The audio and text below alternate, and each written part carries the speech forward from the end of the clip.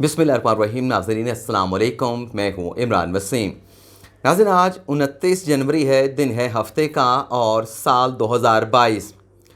नाज़रीन, इस प्रोग्राम में जस्टिस काजी फ़ैज़ ईसा तहरीरी फ़ैसले की मज़ीद तफ़सीलात आपके साथ शेयर करेंगे और उन तफ़सीलात का ख़ुलासा ये है कि इस तहरीरी फ़ैसले में ये भी कह दिया गया है कि जस्टिस काजी फ़ैज़ ईसा के ख़िलाफ़ मिसकंडक्ट की कार्रवाई हो सकती है। यानी जस्टिस काजी फ़ैज़ ईसा के ख़िलाफ़ मिसकंडक्ट की किसी किस्म की कार्रवाई का रास्ता इस तहरीरी फ़ैसले के ज़रिए बंद नहीं किया गया।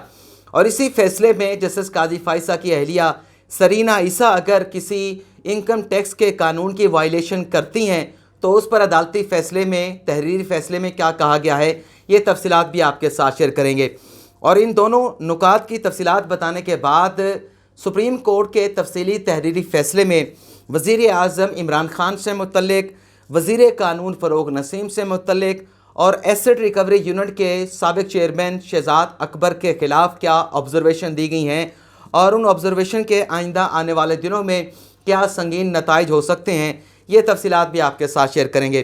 तो सबसे पहले नाज़रीन आपको बताते हैं कि तहरीरी फ़ैसले में ये कहा गया है और आखिरी पैराग्राफ में ये बातें लिखी गई हैं कि जस्टिस काजी फ़ैज़ ईसा की अहलिया सरीना ईसा या सुप्रीम कोर्ट के किसी जज की भी अहलिया की जानिब से इनकम टैक्स के कानून की खिलाफ वर्जी की जाती है और वो इनकम टैक्स के कवानीन पर अमल नहीं करती तो इस सूरत में कानून के मुताबिक आला अदलिया के किसी जज की अहलिया के ख़िलाफ़ जो है वो एक्शन लिया जा सकता है।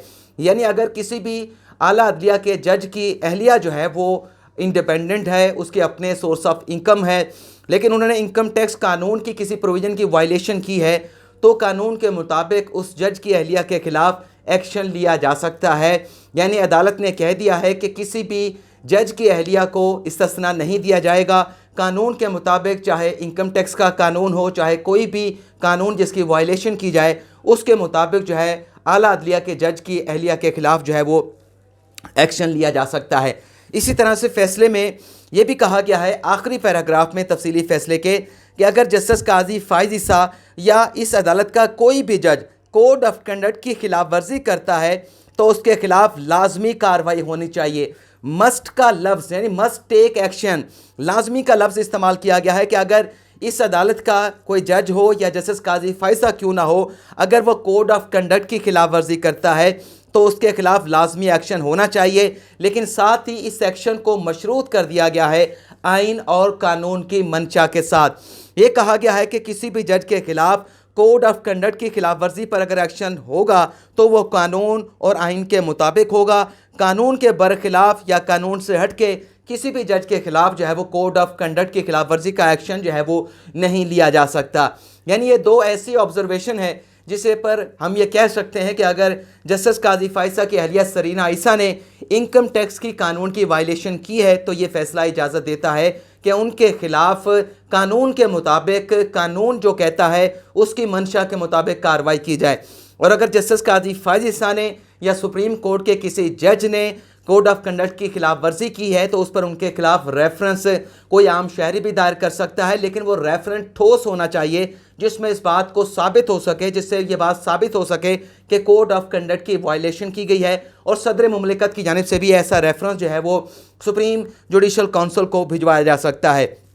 नाज़रीन, तहरीरी फ़ैसले में मज़ीद ये कहा गया है और उसके बाद जैसे याह्या अफरीदी का जो इजाफी नोट है जिसमें वज़ीर आज़म, वज़ीर कानून फ़रोग़ नसीम और शहज़ाद अकबर से मुतल्लिक़ बड़ी सख्त ऑब्ज़र्वेशन दी गई हैं, वो भी आप नाज़रीन के साथ शेयर करेंगे।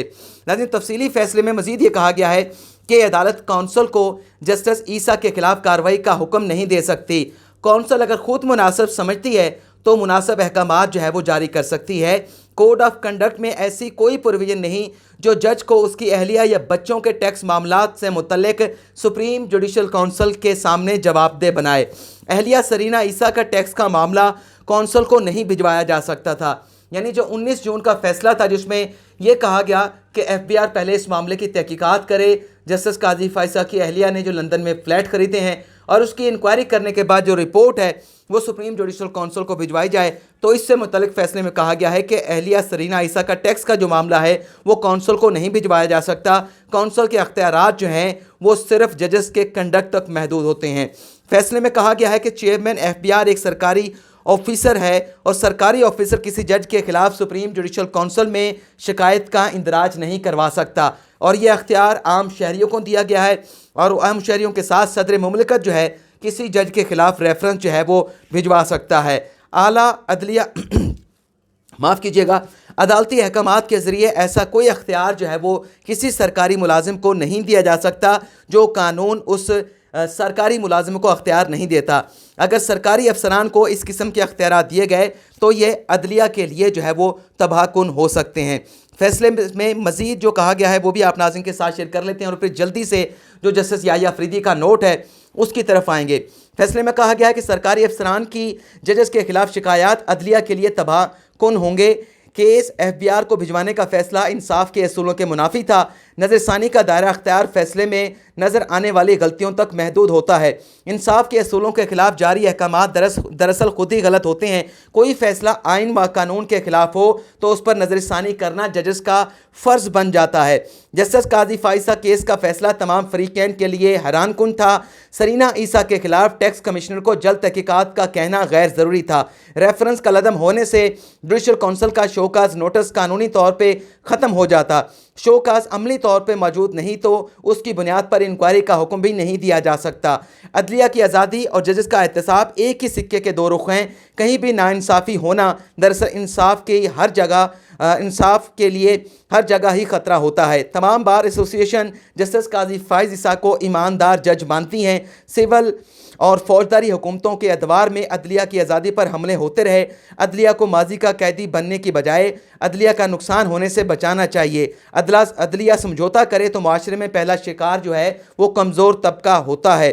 عدلیہ کی آزادی کا مطلب ججز کا بلا خوف ہو کر فیصلے دینا ہے۔ عدلیہ کی آزادی کے خلاف اقدامات سے غیر جانبداری عدالتی نظام کی جو بنیادیں ہیں وہ ہل جاتی ہیں۔ اب آپ کے ساتھ شیئر کر لیتے ہیں کہ جسٹس یحییٰ افریدی نے جو نوٹ لکھا ہے اس نوٹ میں وہ کیا لکھتے ہیں۔ ویسے اس نوٹ کی جو خاص بات ہے وہ آپ کے ساتھ ہم پہلے شیئر کر لیتے ہیں۔ جسٹس یحییٰ افریدی اپنے نوٹ میں لکھتے ہیں کہ بہتر تھا کہ یہ معاملہ FBI پر چھوڑ دیا جاتا، یعنی 19 جون کو جو فیصلہ دیا گیا اس پر جسٹس یحییٰ افریدی یہ کہتے ہیں کہ بہتر تھا FBI کو ڈائریکشن کرنے کے بجائے یہ معاملہ FBI کے لیے اوپن چھوڑ دیا جاتا کہ وہ خود کسی ڈائریکشن کے بغیر قانون کے مطابق اپنا ایکشن لیں۔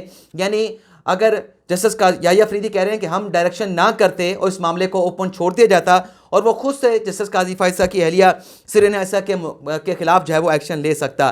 ایسی ہدایات دے کر عدالت عظمیٰ نے یعنی پھر FBI کو جو ڈائریکشن جاری کی، ایسی ہدایات دے کر عدالت عظمیٰ نے اپنے اختیارات سے تجاوز کیا اور اس میں جو ٹائم لائن دی گئی وہ بھی قانون کے مطابق نہیں تھی۔